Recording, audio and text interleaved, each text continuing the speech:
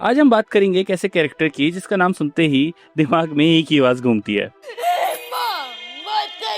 हाँ, मैं बात कर रहा हूँ दया जेठालाल गढ़ा की। एक समय था जब दया तारक मेहता का उल्टा चश्मा की शान थी। उसका unique comedy style, garba steps और इनोसेंट एक्सेंट ने उसे एक मेमोरेबल कैरेक्टर बनाया। लेकिन जैसे जैसे शो आगे बढ़ा, दया का कैरेक्टर एक इमोशनल बर्डन बन गया। फिर चाहे वो हर दूसरे एपिसोड में जेठालाल को नीचा दिखाना हो या सुंदर के हर प्लान के लिए जेठालाल को एक एटीएम मशीन समझना, दया ने अपने पति को कभी भी पीसफुल लाइफ जीने नहीं दिया।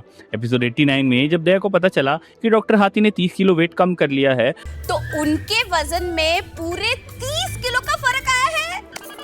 तो उसने तुरंत जेठालाल के पीछे पड़ के उसका डिनर बंद कर दिया। वो खुद ही कहती है कि पति के दिल का रास्ता उसके पेट से आता है और खुद ही उसका खाना छीन लेती है। जेठालाल की जिंदगी में एक ही सुख है, वो है खाना, और उसमें भी दया ने रिस्ट्रिक्शन लगा दिया था। ये क्लियरली टॉर्चर था, प्यार नहीं। जस्ट लाइक अंजलि तारक मेहता, जो हर दूसरे एपिसोड में तारक को खाने के लिए परेशान करती रहती है।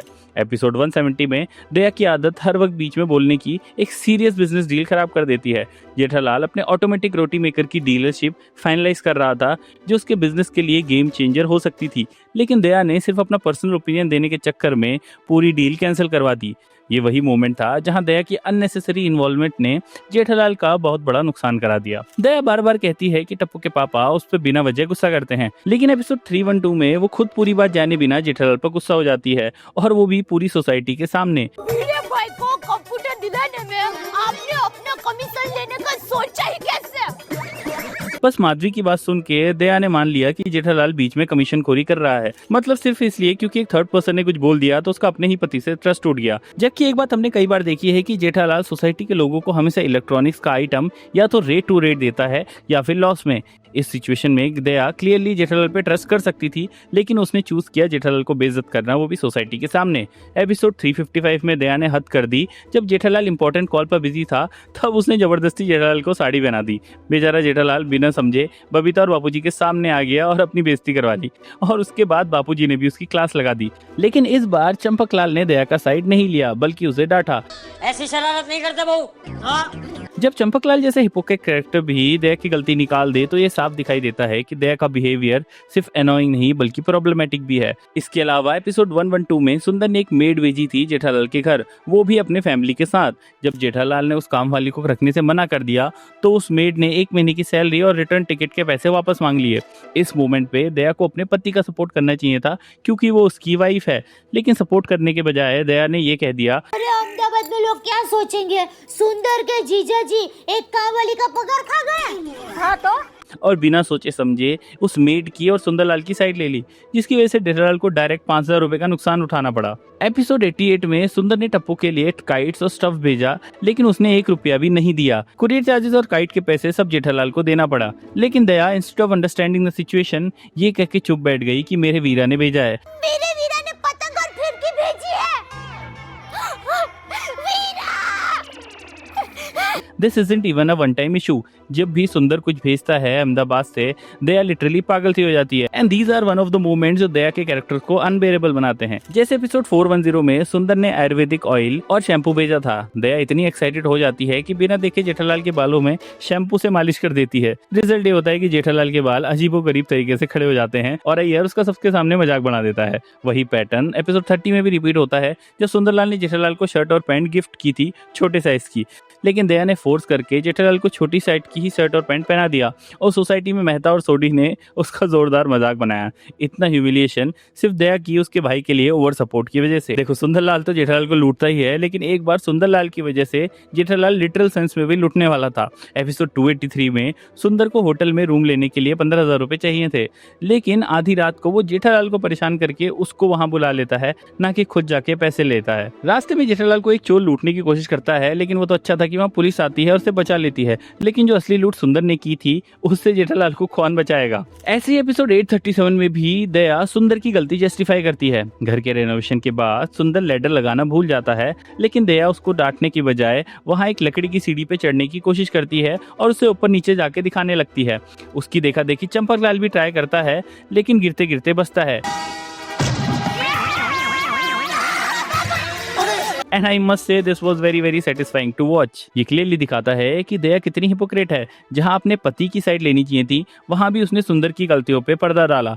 मुझे सबसे बेकार आर्क लगा एपिसोड 255 में, जब जेठालाल ने सुंदर पर एलिगेशन लगाया था कि उसने रेड चेरी फोन चुराया है। तब दया ने प्रतिज्ञा ले ली थी कि अगर फोन उसके भाई के बैग से मिला तो वो घर छोड़ के चले जाएगी और सुंदर से रिश्ता तोड़ देगी। अगर मेरे वीरा ने मोबाइल की चोरी की होगी तो उसी वक्त उससे रिश्ता तोड़ दूंगी। एंड लास्ट में फोन उसके भाई के बैग से ही मिलता है।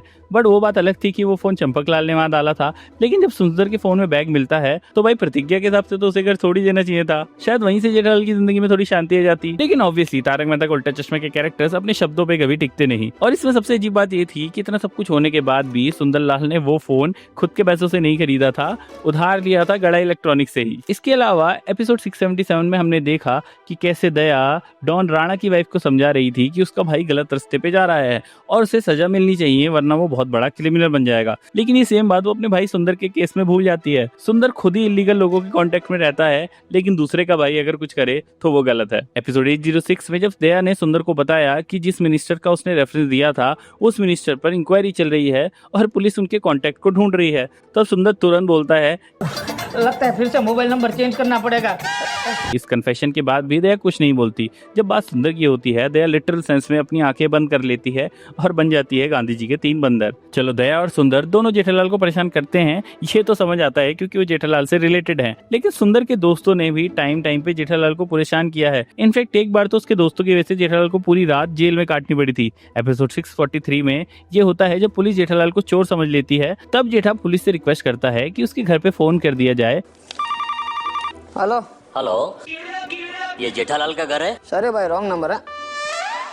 बताओ, जिसके घर में रह रहे हो, जिसके घर में खा रहे हो, उसी के घर होने से डिनाई कर दे रहे हो। इतना ज्यादा इंसल्ट तो कोई भी डिजर्व नहीं करता, स्पेशली जब उन लोगों को जेठालाल ने सिर्फ यूज ही किया हो। अगर मैं उसकी जगह होता तो बाय गॉड इन सबको लात मार के घर से बाहर निकाल देता। एपिसोड 705 में साफ दिखता है कि जब गलती से जेठालाल से सुंदर की भेजी हुई मूर्ति टूट जाती है, तब दया कहती है कि ले, तो हम नहीं देंगे तो मेरे वीरा सुंदर को देने पड़ेंगे। पर मेरा वीरा क्यों दे? इसमें दया इतनी ज्यादा हिपोक्रेट लग रही थी कि जैसे उसे पता ही नहीं कि सुंदरलाल जेठालाल को कितना लूटता है, कैसे कैसे बहाने बनाकर जेठालाल से टैक्सी का किराया लेता है और हमेशा नए नए तरीकों से जेठालाल को लूटने के लिए तैयार रहता है।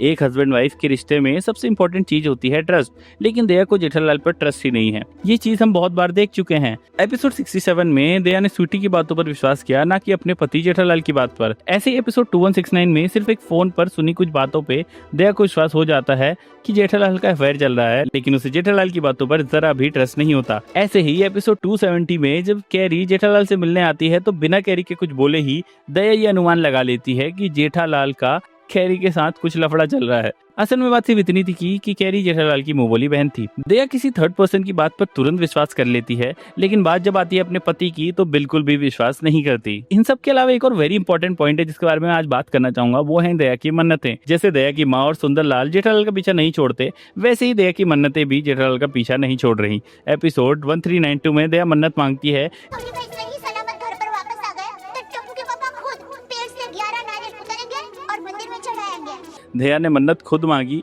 लेकिन पूरी करने के लिए बोला जेठालाल को।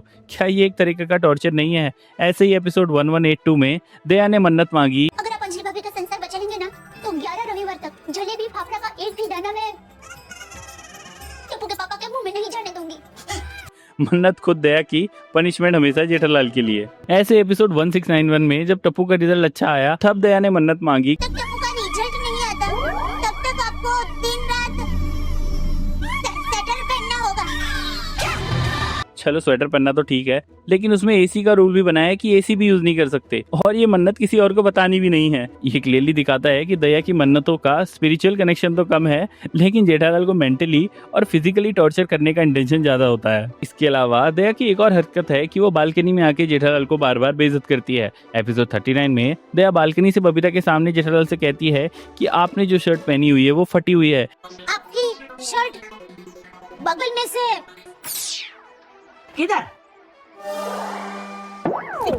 क्या ऐसी बातें पूरी सोसाइटी के सामने चिल्लाकर की जाती हैं? ऐसे ही एपिसोड 127 में जब दया बालकनी में आती है तो जेठालाल से कहती है, आते वक्त आपकी खर्राटे की दवाई लेकर आना।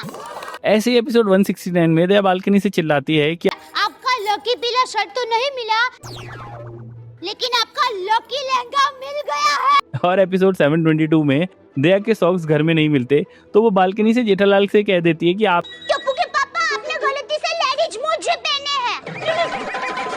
ये सब भी बबीता के सामने ही होता है। कभी कभी तो मुझे लगता है कि दया ये सब जानबूझ के करती है क्योंकि उसे जेठालाल का मजाक उड़ाना बहुत पसंद है, या फिर उसे जेठालाल का बबीता के टुवर्ड्स क्रश के बारे में पता है। देखो यार, दया का कैरेक्टर कभी कभी इरिटेटिंग हो जाता है, लेकिन दिशा वाकनी की एक्टिंग हमेशा ऑन पॉइंट होती है। और जैसा मैं हमेशा कहता हूँ कि अगर एक एक्टर आपको इरिटेट कर दे, हंसा दे या फिर अपनी एक्टिंग से रुला दे, इसका मतलब चाहे कैरेक्टर कितना भी इरिटेटिंग क्यों ना हो, वो एक्टर एक टॉप क्लास एक्टर है। And that is the reason Disha ma'am is still iconic and is not replaced in the show.